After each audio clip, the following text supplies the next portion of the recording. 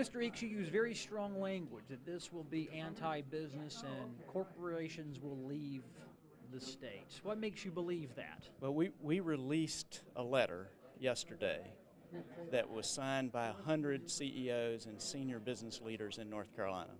I talked to them over the last week, just in the last week, and not one single one of the 100 CEOs or senior executives that I talked to is in favor of this amendment.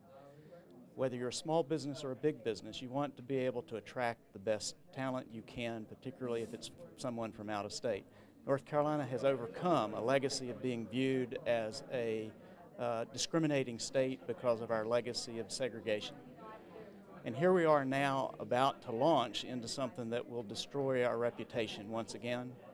And it's not good for business, it's not good for people, and it's not good for people working in companies that are not gay, who want to have a diverse and inclusive workplace. So I think this is really one of the worst pieces of public policy and that I've seen in my adult career. There's already a law on the books that does this same thing, outlaws same-sex marriage in North Carolina. The amendment places in the Constitution.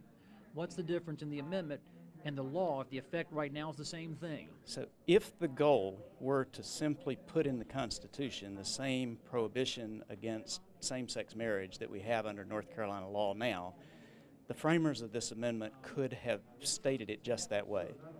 But the actual language of the amendment talks about domestic civil unions. So the intent is not just to exclude gay marriage, but to also make sure that there is no possibility of civil unions, or it even will cover unmarried couples that are of opposite sex.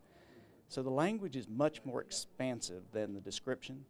Yesterday there was a sentence added to the amendment that would exclude the prohibition. It basically says there's an exception for private contracts between private parties.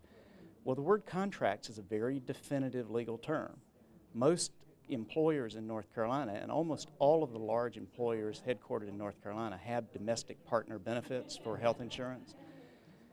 It's not at all clear that this language would cover that, because most employees of large businesses are at will in North Carolina, which means they don't have an employment contract. You're taking the word contract meaning paper contract. Well, a contract means an agreement that, whether it's verbal or whether it is written, most domestic partner benefits are not a contract between the employer and the employee. It's basically an arrangement or an action, a policy stated by the employer.